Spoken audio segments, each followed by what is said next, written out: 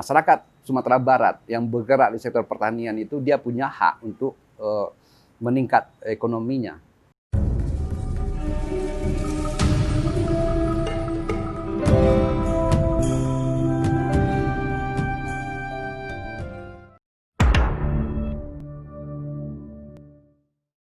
Jadi masyarakat Sumatera Barat itu banyak bergerak di sektor pertanian. Sementara pertanian itu belum terlihat bisa membuat masyarakat sejahtera.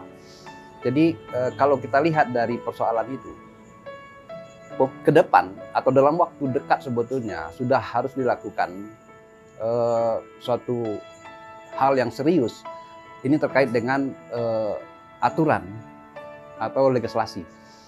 Kita tahu bahwa pemerintah Republik ini itu sudah memiliki yang namanya Undang-Undang Perlindungan dan Pemberdayaan Petani. Itu adalah Undang-Undang Nomor 19 Tahun 2013. Artinya sudah 6 tahun diundang-undangkan gitu. Nah, sementara itu belum ada turunannya di Provinsi Sumatera Barat berupa perda. Sementara di provinsi di Jawa itu orang-orang di Jawa itu sudah membuat peraturan daerah berkaitan dengan pemberdayaan dan perlindungan petani. Nah, mestinya Sumatera Barat tidak boleh lagi lebih terlambat untuk memikirkan dan mengkonkretkan adanya perda tentang perlindungan dan pemberdayaan petani ini.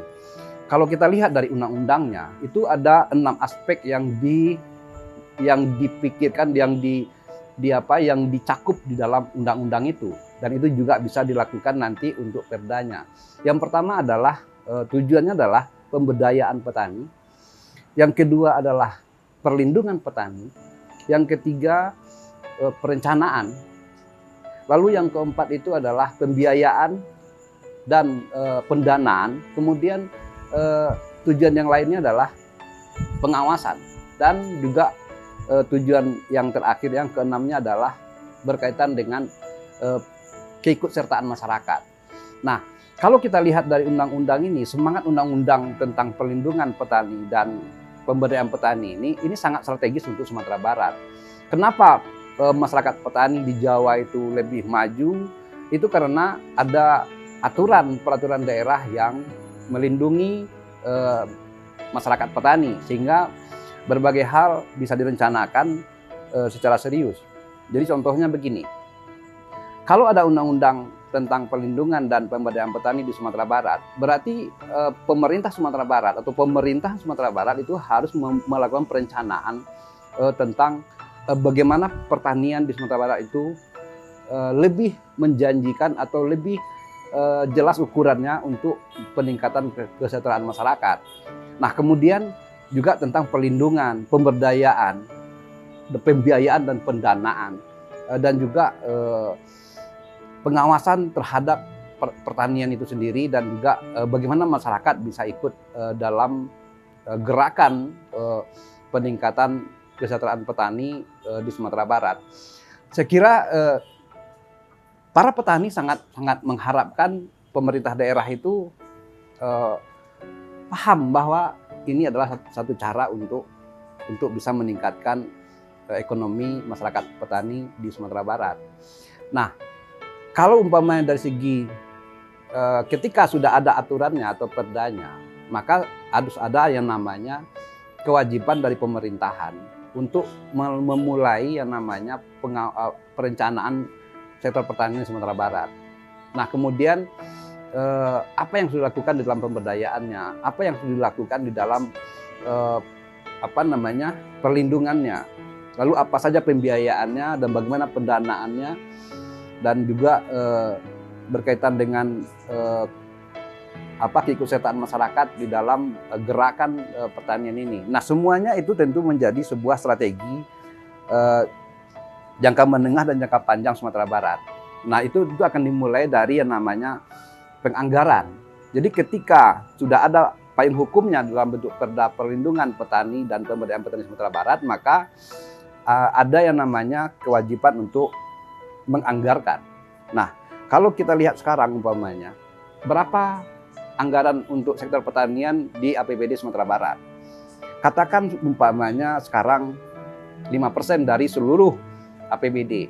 Kita tahu bahwa APBD Sumatera Barat terakhir itu sekitar 6,7 triliun.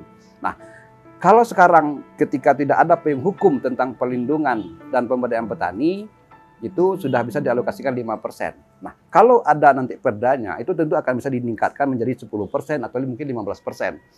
Sehingga hal-hal yang akan membantu peningkatan ekonomi petani dengan berbagai program yang disiapkan dengan adanya payung hukum perda tentang pelindungan dan pemberdayaan petani, maka itu dia menjadi suatu hal yang sangat strategis untuk Sumatera Barat.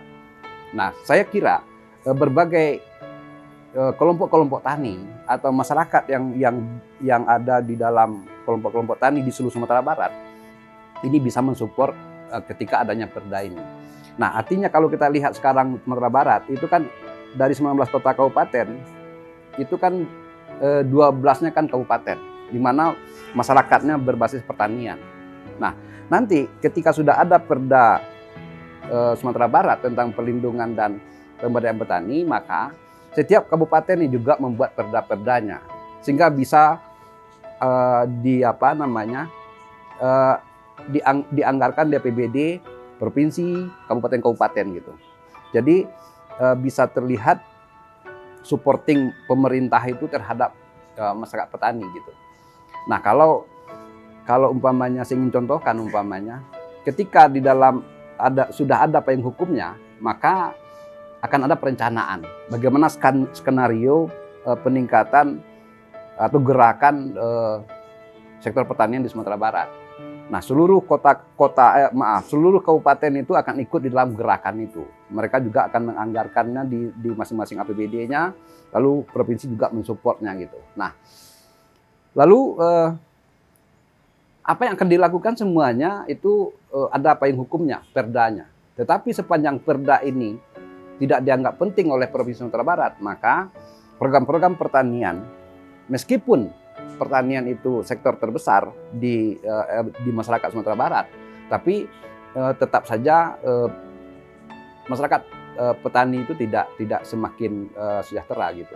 Nah, ini satu gagasan yang saya kira para petani di Sumatera Barat sangat gembira dan akan mensupport jika pemerintah memang memikirkan perlunya ada payung hukum berkaitan dengan perlindungan dan pemberdayaan petani ini.